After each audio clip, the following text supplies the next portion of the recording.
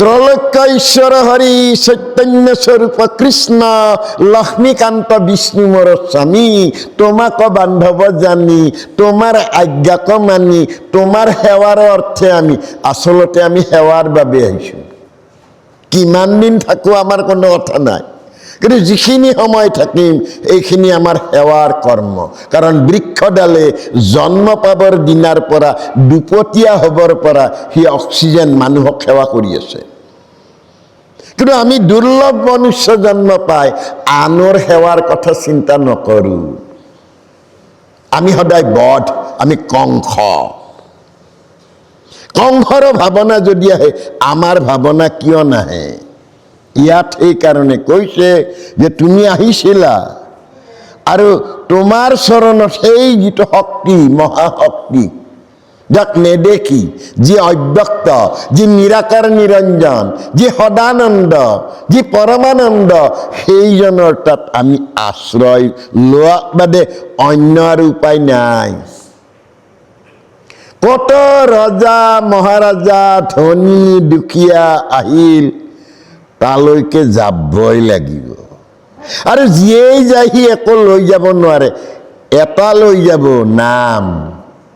চাৰিআলিৰ চকত মাত্ৰ ক'ব কোন গ'ল, বোলে অমুক, বোলে বৰ ভাল হৈছে, তাৰ কাৰণে গধূলি ৰ'বই নোৱাৰি, এটা নাম, সেইটো গুচি যাব। কোন গ'ল, বোলে অমুক গ'ল, আয়ো সমাজত এজন বিশেষ মানুহ আছিল, ধন টকা পইচা নাই কিন্তু মানুহ এজন আছিল, এই চাৰ্টিফিকেটখন গুচি গ'ল। আমি বৰ কম দিনৰ কাৰণে সি এটা বস্তু সমাজত সেৱাৰ বাবে আহিছো, এই ভাৱনাটো ল'ব লাগে। ইয়াত সেইকাৰণে কৈছে প্ৰকৃতি আশ্ৰয় আদি বৃক্ষ সুখ দুখ দুই ফল তিনি গুণে মূল অৰ্থ চাৰি ৰস শিপায়ে ইন্দ্ৰিয় গছডাল এইডাল দেহ বৃক্ষ, শিপাবিলাক ওপৰৰ পিনে, ডালবিলাক তলৰ পিনে। চাকচু কেনে গণ্ডগোল লগাই কৈছে। সেইকাৰণে বহু মানুহে ভাগৱত ধৰ্মটো নলয়। বোলে আমি ৭ পুৰুষ আগৰ পৰা শুনি আছো মাটিৰ তলত শিপা, এইডাল কেনে বৃক্ষ, শিপা ওপৰৰ পিনে। আজি আপোনালোকৰ এই দেহ বৃক্ষডালৰ শিপাবিলাক কিন্তু ওপৰৰ পিনে। গতিকে ইয়াত প্ৰকৃতিক আশ্ৰয় কৰি আছে, দেহ প্ৰকৃতিক আশ্ৰয় কৰি, এই পৃথিৱীক আশ্ৰয় কৰি এই আশ্ৰয় আৰু ইয়াৰ সুখ আৰু দুখ দুটা ফল। আমি সুখ বিচাৰো, আচলতে আমি বলিয়া সুখৰ বাবে। কিন্তু আজি যে ইয়ালৈ আহিছে সুখৰ মাজত কিন্তু দুখ আছে। সেই বন্তিটো জ্বলাইছে, তাৰ লগৰ মাটি এতিয়াও পথাৰত আছে। সি কাৰোবাৰ হাতত পৰি বন্তিৰ ৰূপ ললে, বন্তিৰ ৰূপ লৈ কিন্তু সি শৰণ লৈছে, মানে অগ্নিৰ চাকত সোমাইছে। সি দাবীদাৰ হৈছে, যি দিয়া মই তাকে ৰাখিব পাৰো। তেল দিলো ৰাখিলে, শলিতা দিলো ৰাখিলে, যেতিয়া চাকিটো জ্বলাই দিলো তাৰ দুইফালে যেতিয়া পুৰি গ'ল, তাৰ লগৰ মাটিলৈ মনত পৰিল। তাতে থাকোঁতে মই বিশাল পথাৰ, কুকুৰ মেকুৰী গাধ শিয়াল চৰাই চিৰিকটিয়ে বিষ্ঠা ত্যাগ কৰি যায়, ইয়াত থাকোঁতে মই জ্বলি গলো। এটা সময়ত জ্বলি জ্বলি আনন্দ উপলব্ধি কৰে। ইয়াত কিন্তু মোক জ্বলাই লৈহে কোনোবা ভগৱন্তৰ নাম লয়। এই যে ভগৱন্ত, যাৰ শ্ৰী যশ ঐশ্বৰ্য বীৰ্য বিজ্ঞান আৰু বৈৰাগ্যৰ অধিকাৰীজনৰ ইয়াতে নাম লয়, মই সাধাৰণ বন্তি হৈ কথাটো জানিলো, সুখ পায়। তেতিয়াহ'লে য'ত জন্ম পাইছিল সি মাটি ৰূপে, তাত কিন্তু দুখ আৰু দুখ, কুকুৰ মেকুৰী গাধ শিয়াল চৰাই চিৰিকটি ওপৰেৰে বিষ্ঠা ত্যাগ কৰি যায়। গতিকে সুখ আৰু দুখটো উপলব্ধি তেতিয়া কৰিব পাৰি। মানুহে সুখৰ মুখ দেখিবলৈ হলে ক'ৰ পৰা আহিছো, কিমান দিনৰ কাৰণে আহিছো, কি লৈ আহিছো, এই ভাৱনা কৰিলেহে তেওঁ বুজিব। সেইকাৰণে আমাক ভাগৱত দিলে। ভাগৱত মানে ভাই ভাবুকং, তুমি ভাৱনালব্ধ হোৱা, তুমি ক'ৰ পৰা আহিছা, কিমান দিনৰ কাৰণে আহিছা আৰু কি লৈ আহিছা। জয় জ্ঞানম, এই মায়াৰ সংসাৰখনত জ্ঞানময় বাটটো বিচৰা।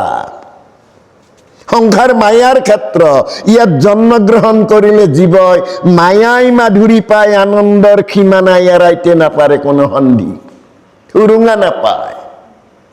আমাক কৃপালু গুৰু শংকৰদেৱে এটা সুৰুঙা দিলে, অবা নৰলোক হৰি ভজিয়ক, হৰি ভজা, হৰিৰ লগত সম্পৰ্ক কৰা তুমি। এই সুৰুঙাৰ বাটেৰে মই যাব লাগিব। গলে ভাই ভাবুকং গাই জ্ঞানম ও আব্বাই বৈষ্ণৱ, তই তত্ত্বটো পালো, মই দেহ নহয়, মই আত্মা, আত্মাই মই লগ পাব লাগিব পৰমাত্মাক। তেতিয়াহ'লে জীৱ আত্মা পৰমাত্মা দুয়ো ককাই ভাই, হিয়া মাজে সোমাই আছে, চিনা চিনি নাই। মোৰ তাতেই দুইটা বস্তু আছে, মই চিনি নাপাওঁ। মই দেহ বুলি ভাবি আছো, মই দেহটো এখন বোৱতী নৈ, নৈখন যেনেকৈ নিৰন্তৰ গৈ আছে, দেহ গৈ আছে, মোৰ খবৰেই নাই। এদিন আইৰ কলা ঠিকু আছিলো, এদিন কৈশোৰ হলো, এদিন বাল্য হলো, এদিন চাই থাকোতেই যৌৱন প্ৰাপ্ত হলো। যৌৱন মোৰ দেহৰ পৰা এদিন আঁতৰি গল, মোৰ দেহলৈ কব নোৱাৰাকৈ বাৰ্ধক্য আহিল, কেশ পকিল, দাঁত সৰিল, চকু ঢুলু ঢুলু হল, খোজবিলাক থৰক বৰক হল, তেল পিছলা দেহটো হতৰা হতৰি হল। আজি মোৰ যাবৰ হল, মই কি লৈ যাম? তেতিয়াহ'লে ধন আৰ্জিব লাগিব। হে কৃষ্ণ, কৃষ্ণ নাথ কৰ পৰিত্ৰাণ, তনু না বুৰি আহে নাহিকে জ্ঞান। তনু মানে দে, নাও মানে নৌকা, এই জীৱন নৌকাখন মোৰ বুৰি আহি গল, মোৰ জ্ঞানেই নহল। তুমি পৰম সত্যৰ মই বিচ্ছুৰিত অংশ, তোমাৰ পৰা আহি তোমাকেই মই চিনি নাপালো। এই আত্ম উপলব্ধি যিজনে কৰিব পাৰে, তেওঁ বুজিব যে আমি কোনো নহয়, আমি প্ৰত্যেকে একোটা একোটা ভাৱৰীয়া। কোনোবা শক্তিয়ে আমাক ইয়ালৈ কিছুদিনৰ কাৰণে আনিছে। এই ভাৱৰীয়া বিলাকে যদি নিজক অনুভৱ নকৰে, ভাওটোৱে সত্য বুলি ভাবে, তেতিয়াহ'লে সেইটোৱে অজ্ঞান আৰু আন্ধাৰ। এই মায়াৰ সংসাৰখনত মায়া মাধুৰীত পৰি থাকিলে নহব। মায়া মাধুৰীৰ পৰা তৰণৰ কাৰণে কৃপালু গুৰু শংকৰদেৱে আমাক লীলা মাধুৰী দিলে। শিশু লীলা, বাল্য লীলা, ব্ৰজ লীলা, মথুৰা লীলা, ৰাস লীলা, লীলা মাধুৰী দিল। ৰাসলীলাৰ দুৱাৰখন খুলি দি কলে, এইটো জীৱ আত্মা আৰু পৰমাত্মাৰ মহামিলন। আৰু লীলা মাধুৰী শেষ কৰি তেওঁ কি দিলে? বেণু মাধুৰী। বেণু মানে বাঁহী, সোণৰ বাঁহীটো জ্বৰ, বাঁহৰ বাঁহীটো কিন্তু জ্বৰ। আমাৰ নৰদেহটো এটা জ্বৰ বংশী। সেই বাঁহৰ বা সোণৰ বাঁহীটোত যেনেকৈ 7টা ফুটা থাকে, আমাৰো এই নৰজৰ বংশীটোত 7টা ফুটা আছে। 2 চকু, 2 নাক, 2 কাণ আৰু তুণ্ড মুখখন। ইয়াত সৰজ, ঋষভ, গান্ধাৰ, মধ্যম, পঞ্চম, ধৈৱত, নিষাদ, সপ্তসুৰীয়াৰ পৰা নিগৰিত হয়। এই নৰজৰ বংশীটো বজাই আছে, তুমিহে চৈতন্য সনাতন, ৰাম ৰাম ৰাম ৰাম ৰাম, আমি অচেতন নিয়ক নাথ জগা। আমাক বুজাবৰ কাৰণে আমাক কাঠৰ, শিলৰ, মাটিৰ বনাই দিছে। কৃপালু গুৰু শংকৰদেৱে গোটেই ভাৰত 2বাৰকৈ ভ্ৰমণ কৰি আহি ভাৰতৰ পৰা একো নানিলে। আজি বৃন্দাবন, মথুৰা, হৰিদ্বাৰ, জগন্নাথ য'তেই নাযাওক কিয় কাঠৰ শিলৰ মূৰ্তি আছে। তাৰ যিবিলাক বৈষ্ণৱ আছে সেইবিলাকে ৰঙা কাপোৰ পিন্ধে, উৰে, দাড়ি গোফে ভবকাৰ, ফটো লয়, বৈষ্ণৱ বুলি কয়। গুৰুজনাই কিন্তু দুবাৰ কৈ গ'ল, তাৰে এটা বস্তুও নানলে। বাটত আহি থাকোঁতে মনত ভাবিলে মাত্ৰ, মোৰ অসমৰ জনগণ বোকা পানীৰ মাজত খেতি বাতি কৰে, বোকাত কিন্তু পদুমৰ জন্ম হয়, মোৰ ভকতৰ বস্ত্ৰ বগা। আনহাতে আন এটা চিন্তা কৰিলে, পুৰুষ কিন্তু এজনেই, তেওঁৱেই পৰম পুৰুষ, তেওঁৱেই ভগৱন্ত। পুৰুষ হলে বাকীবিলাক সকলো প্ৰকৃতি। তেতিয়াহ'লে পুৰুষবিলাকো প্ৰকৃতিৰ দৰে। আমি নিজক পুৰুষ বুলি নকওঁ, দাড়ি মোচ সকলো কাটি দিলে আমিবিলাক প্ৰকৃতি। আগৰ দিনত খপাও, আজি আমি বস্ত্ৰখনো আইসকলৰ দৰে লৈছো, তেতিয়াহ'লে প্ৰকৃতি আৰু পুৰুষ এই দুটাৰ নিয়ন্ত্ৰণটো তেওঁৱে কৰে। যি আধ্যাত্মিক দৰ্শন আমাৰ অসম ভূমিলৈ আনি কৃপালু গুৰুজনাই দিলে, এয়া আমি কেইজনে উপলব্ধি কৰিলো। স্বয়ং ভগৱন্ত যাবৰ পৰত উদ্ধৱক ক'লে, হে প্ৰাণবান্ধৱ উদ্ধৱ, তুমি মোৰ লগত আৰু যাব নালাগে, কালানল কলিকাল আহি আছে, জগত ধ্বংস হৈ যাব, মই তোমাৰ হাতত ভাগৱত ধৰ্ম দিম। প্ৰভু তোমাক পাম ক'ত, মোক ভাগৱতত পাবা। কৃপালুগুৰু শংকৰদেৱে অসম ভূমিত মূৰ্তি নাৰাখি তেওঁ ভাগৱতত পোৱা বুলি কোৱা কাৰণে দশম থোৱা কৰিলে। আৰু ৰজা নৰনাৰায়ণত বাদত জিতিবৰ কাৰণে হাতী মাৰি ভুৰুকাত ভৰোৱা শেষত গুণমালা থোৱা কৰিলে।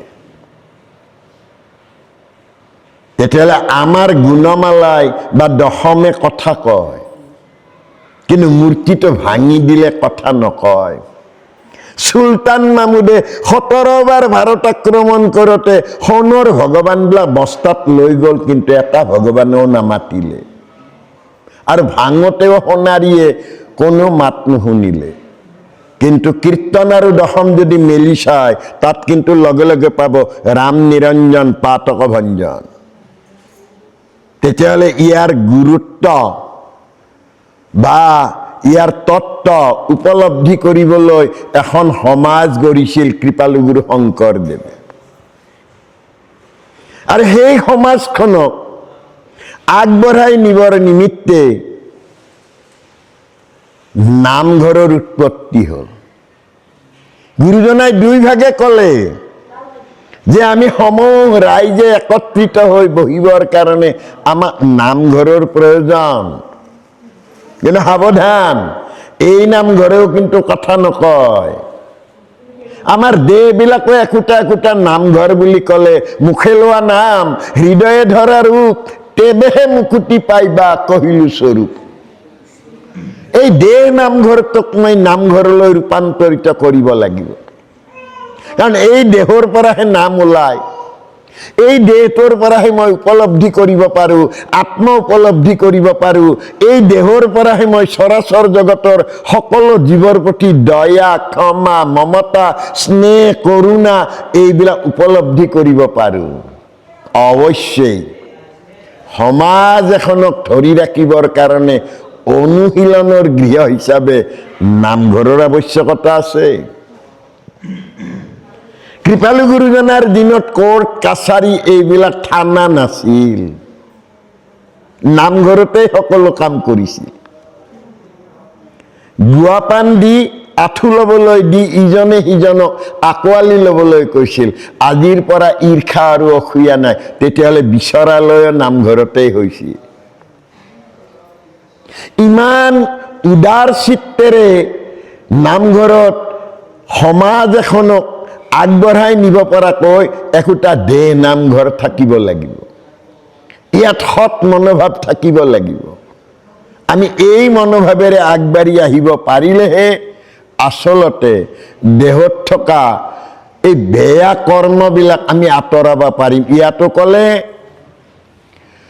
ছয় উৰ্মি আত্মা সাত ধাতু চাল শাখায়ে অষ্ট প্ৰকৃতি দশ বায়ু পাত ইষ জীৱ দুই পক্ষী থাকে আতনীতি। আমাৰ তাতে সকলো আছে। এই হাত ধাতু ছাল এই গোটেইবিলাক আমাৰ তাতে আছে। বায়ু আমাৰ তাতে আছে আৰু ইষ শক্তি ভগৱন্ত আমাৰ তাতে আছে। ইয়াতে দুটা বুলি কৈছে, এটা জীৱ আত্মা, এটা পৰমাত্মা। আমাৰ বৰ কৌশল কৰি ক'লে জীৱ আত্মা পৰমাত্মা দুয়ো ককাই ভাই, হিয়া মাজে সোমাই আছে, চিনা চিনি নাই। তাৰমানে আমি কোনেও মই মোৰ লগত চিনাকি নহওঁ, মই সদায় আনৰ লগত চিনাকি হওঁ।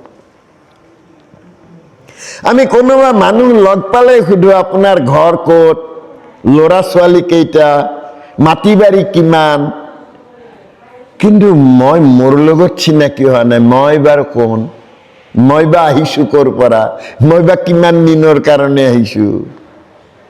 তাৰমানে মোৰ আত্মাৰ পৰিচয় না। সেইকাৰণে মহাপুৰুষ মাধৱদেৱে ক'লে আত্মা ঈশ্বৰক লাগ প্ৰত্যক্ষ হততে পায়, নাপাই জানা তাংক অবিদ্যাত। অবিদ্যা নাখিলে লাগ কৃষ্ণক পাবয় লাগ, কণ্ঠলগ্ন বস্তুক সাক্ষাৎ। মই যিমান দেখি আছো আত্মা ঈশ্বৰকে দেখি আছো, মই সন্মুখতে দেখিছো।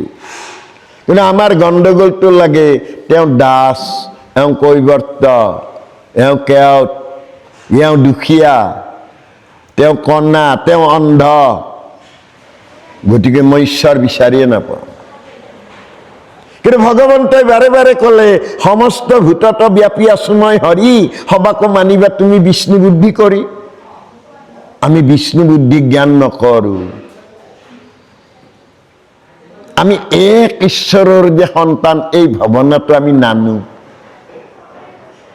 এই নানাটোৰ কাৰণটো আমি বিচাৰি চাব লাগে। আমাৰ অন্নৰ গণ্ডগোল আছে। মহাপুৰুষ মাধৱদেৱে কবৰ দৰে অন্নজনী নকৰে বিচাৰ। অন্নৰ পৰা মেদ হয়, মাংস হয়, মজ্জা হয়, শুক্ৰ হয়, বংশ বিস্তাৰ হয়। গোটেই গণ্ডগোলটো অন্নৰ পৰা হয়। শৰণৰ পিছত সেইকাৰণে মানে ঘৰটো শৰণেদি এই 4 খুঁটাই দি ঘৰটো বান্ধিলে। গুৰুদেৱ নাম ভকত এইটো দি ঘৰটো বনালে। ঘৰটো বনালে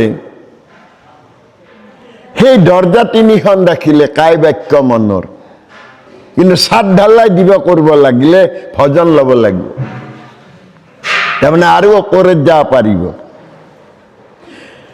ভজন ল'ব লাগিলে ভজন ইটো গাব লাগিব। তেতিয়াহ'লে গাবৰ কাৰণেও জিভাডাল, খাবৰ কাৰণেও জিভাডাল। গতিকে আমাৰ মানুহে এইটো কাম নকৰে। বহুতে অজুহাত দেখুৱায়। মোৰ 2জনীকৈ ছোৱালী, 2জনীকে অশৰণীয়াত দিছো, মই ছোৱালী বুলি নাযাম নে? বোলে আই যোৱাত বাধা নাই। বোলে নহয়, যাবইতো লাগিব, তাই ৰখি থাকেতো বছৰৰ পৰা বছৰলৈ। যোৱাত বাধা নাই। আপুনি কিবা কিবি এৰিলেই হ'ল, তাই দুখ পাবতো।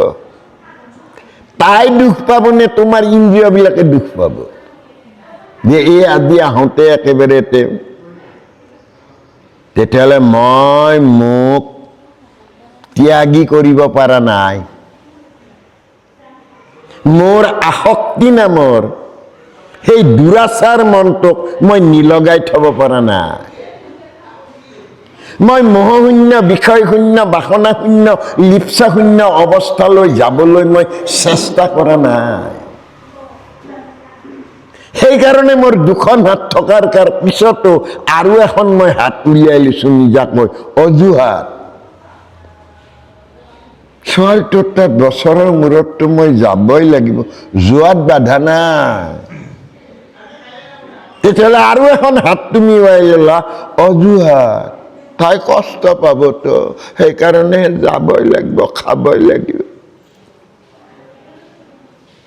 তেতিয়াহ'লে আমি অলপ সচেতন হ'ব লাগিব। এইডালেই সংসাৰ বৃক্ষ, বহু জনম আহিলেও হেনয় সংসাৰ বৃক্ষ, তোমাতেহে উপজয়, মহাজ্ঞানী গণে আকৌ জানে, মায়াই মোহিত মন, জিতৈ অপণ্ডিত গণ, তোমাত বিবিধ কৰি মানি।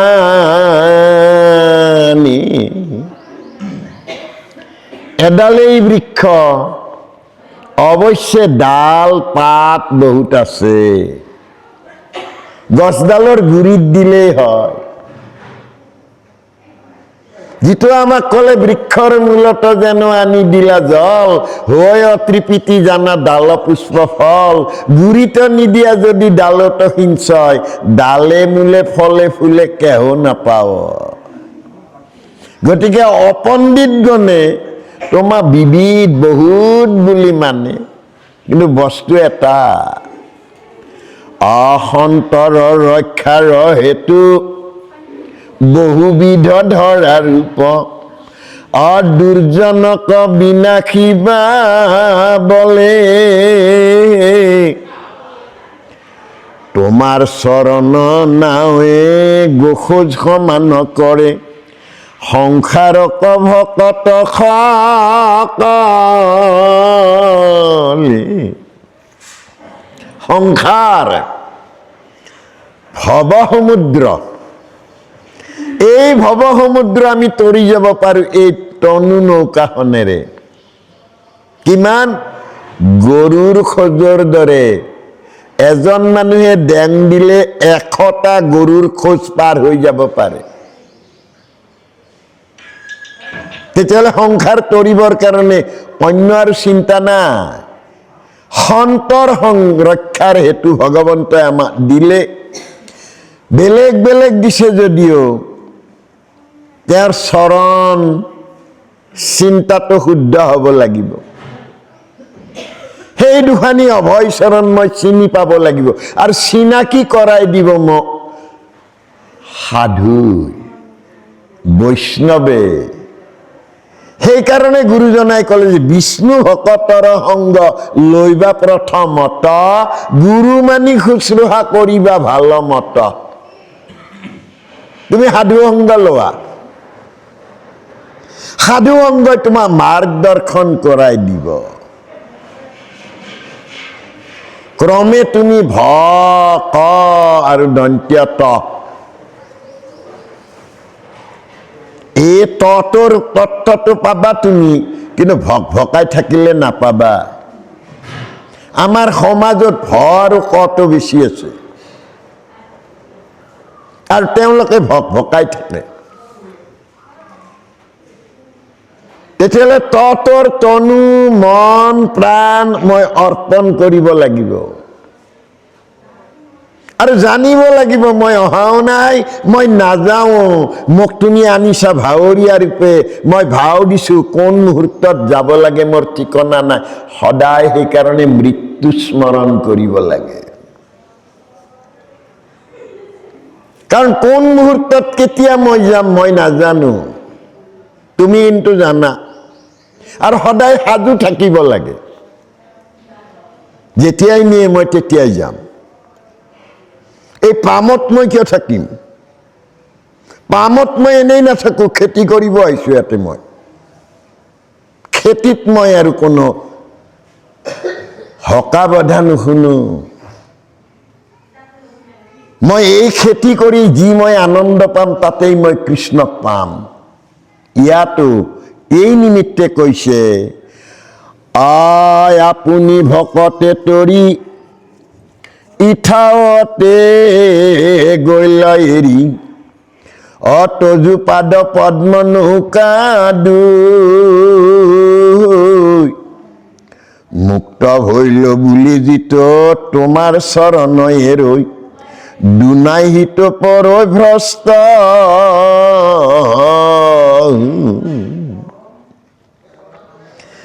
বহু মানুহে শৰণ ভাগি গ্ৰহণ কৰি কয় কেতিয়াবাই লৈছো, নহব। মই মোৰ হৃদয়ত সেই দুখানি অভয় চৰণ সদায় চিন্তাত ৰাখিব লাগিব। যদি ভাবে মই লৈছো আগতে, লৈছাও সি ৰৈ গল। তুমিতো নাজানা, তুমি বজাৰ কৰা মোনাখনৰ কিন্তু বহুত সুৰুঙা আছে, ফুটা আছে, ৰৈ যাব। গতিকে তুমি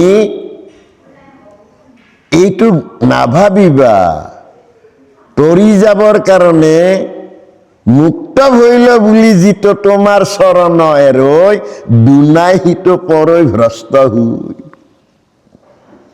মই লৈছিলো নহয় তেতিয়া, নহব।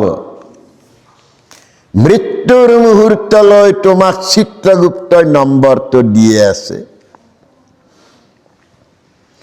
সন্তানটো স্কুলত যেনেকৈ 365 দিন পাৰ হৈ যোৱাৰ পিছতে পৰীক্ষা হয়, আমাৰো এটা জীৱনৰ শেষৰ দিনা পৰীক্ষা।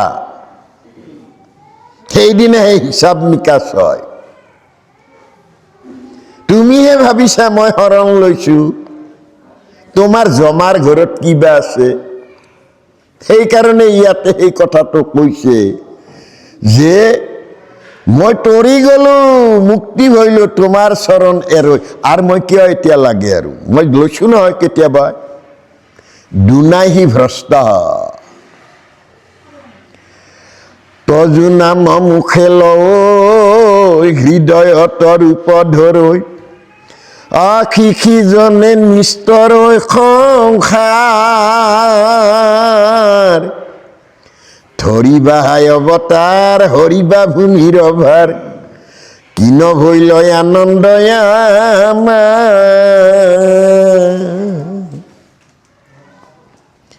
এইহেন ভগৱন্তৰ নাম মুখত লয় কৃষ্ণ কৃষ্ণ হৰি ৰাম, বা গোবিন্দ মাধৱ চক্ৰধাৰী হৰি। গোবিন্দ মানে গো অৰ্থে বেদ, বৃন্দ মানে সমষ্টি। তেওঁ এই মাধৱ, মা অৰ্থে লক্ষ্মী, ধৱ অৰ্থে স্বামী, লক্ষ্মীৰ স্বামী অৰ্থাৎ নাৰায়ণ। তেওঁ চক্ৰধাৰী। বাৰে বাৰে কৈ থাকিব, তাতো যদি তই সৈমান নোহোৱা তেতিয়াহ'লে চক্ৰ পঠিয়াই দিম, ছেদ হ'ব। তেওঁ হৰি, হৰণকৰ্তা। একেবাৰে মনত ৰাখিবলৈ সহজ উপায়টো হ'ল GMCH। জি মানে গোবিন্দ, এম মানে মাধৱ, চি মানে চক্ৰধাৰী, এইচ মানে হৰি। আমি সকলো এই মনত এইটো ভাবিব লাগে। কিমতে ভকতি কৰিব তোমাত, হৰি হৰি হৰি।